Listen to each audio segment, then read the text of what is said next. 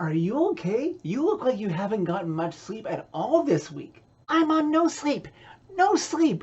Here I am, all worried if the two-tone blue can win their big game on Saturday so they can advance to the next one that just so happens to be on your 40th birthday. Everybody's hands go up, way up, as the Nashville Predators defeat the Winnipeg Jets by a score of 5-2 Thursday night inside Bridgestone Arena. They snapped their season-high 4-game losing streak on the back of a 3-goal first period.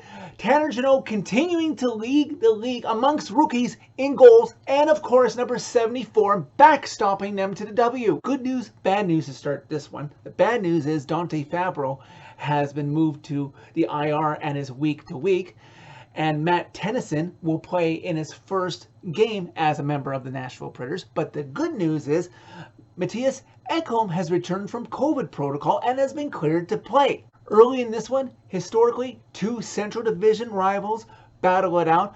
Tanner Jeannot collides with Nate Smith, and Logan Stanley doesn't take too kindly to that for his teammate, and him and Tanner get into a tussle, and much to the Jets' chagrin, they just go off for incidental minors each. Moments later, Mattias Ekholm in his return, a great chance to open the scoring, but he just puts the shot wide. But finally, just under 5 minutes into the first period, Matt Benning would take a shot from the blue line, and on its way there, Tanner Jeannot gets his stick on the air as the puck is in the air, tips it, and goes off of Hellebuck right back to Tolvanen, and he slams it into the net, giving the Preds a 1-0 lead. But hold up, the Jets are challenging, believing that it was scored after a high stick play, but the refs would review it.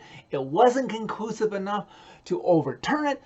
Good goal, 1-0 Preds, and the Jets would be assessed a bench minor. Preds aren't able to score on a man advantage. In fact, the Jets were able to give out just as much as they were taking during that power play for the Preds, but the game remains 1-0. After Luke Cunnin had tripped Dylan Sandberg, the Jets' best chance was Kyle Connor somehow getting all alone in front on the power play. Nobody around to defend him, but he shoots the puck wide. Preds seemingly have learned from their losing streak, which is what is good to come out of a losing streak, is when you learn from your mistakes and make them better, not to blow leads continuously like they did during that cold snap.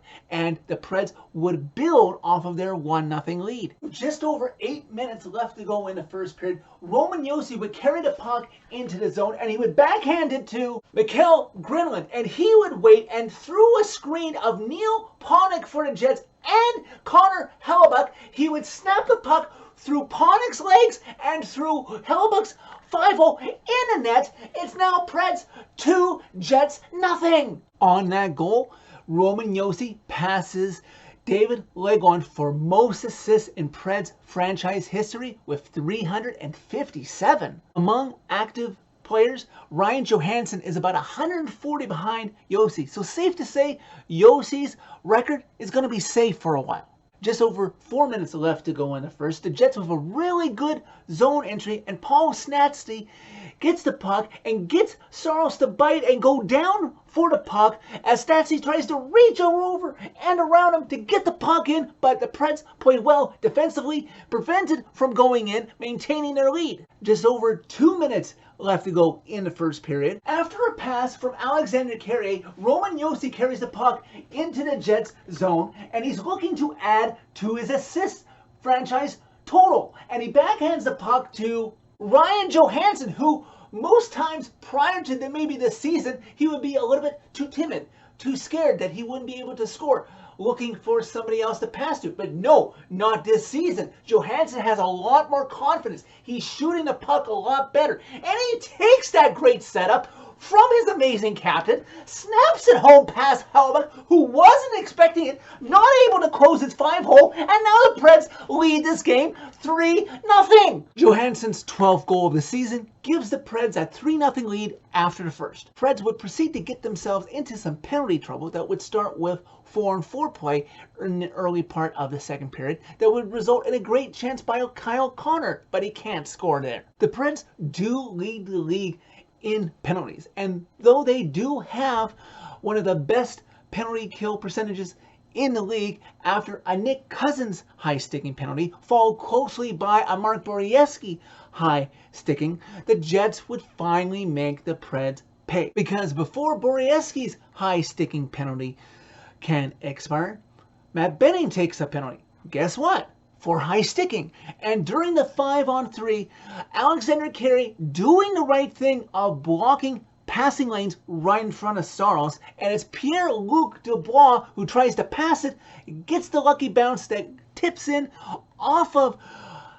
Benning for blocking the pass, and it goes in past Saros, who had no chance to try and make a save. The Jets cut the Preds lead to 3-1. Before the second half of the 5-on-3 that was left over for the Jets, Nate Smith had a great chance to score, but Saros robs him. The Preds' parade to the penalty box would continue as newbie Matt Tennyson would get called for tripping Vesalainen of the Jets, but the Preds successfully kill it off, garnering them some momentum. After all those penalties, the Preds are very fortunate to have only allowed one Jets goal, and it was on a lucky deflection. And the newbie, Matt Tennyson, wearing Cliff Roning's old number 7, wants to make up for his mistake. Just a little bit under 8 minutes left to go in the second period. Matt Tennyson, like I said, wanting to redeem himself for his teammates so he can stay in the lineup as long as possible before Dante Fabro comes back,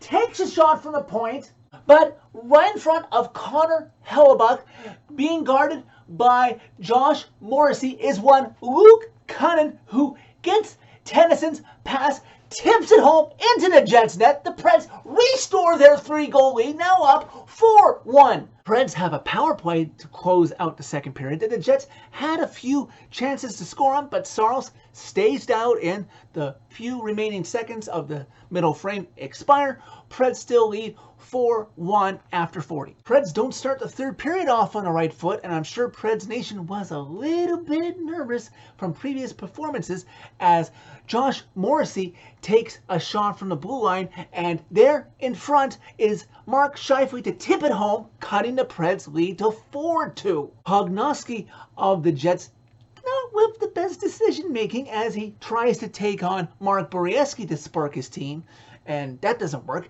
And then he tries to tussle with Tanner Jeannot, and that really doesn't go in his favor. Jets are still getting some chances as we fast forward to about the 5-minute mark left in the third period, but there's nothing sustainable, nothing consistent, so the Preds are almost home and cool in this game. Jets pull Hellebuck with about 3 minutes left to go in the third period, desperate to try anything to try and salvage a point out of this game, thinking the Preds might crack. Preds content to sit back, protect the house that is UC Saros' net.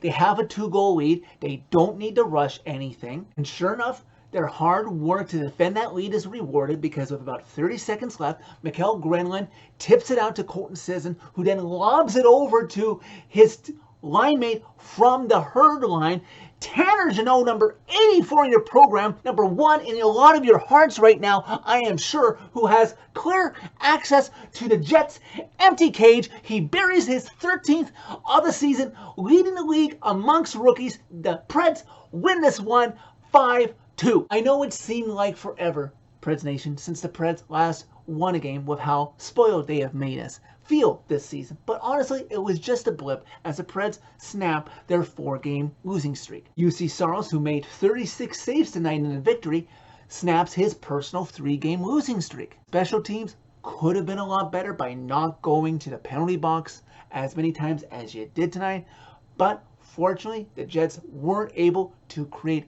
any momentum out of those man advantages because you did step up to the task when down a man. You got a huge 2 points in a 4-point division game as the Jets are desperate to climb back into at least a wild card position as you sit comfortably in the top 3 positions. Now, go rest up, boys. You don't now have another hockey game to worry about until Saturday night. So, rest up.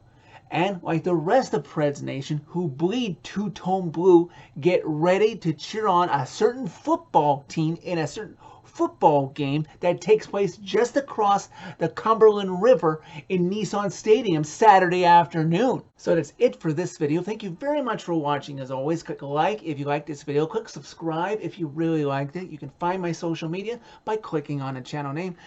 Tell all your friends about Predemption and that you can't keep a good Preds team in a slump forever. Now go rest your voices, Preds Nation.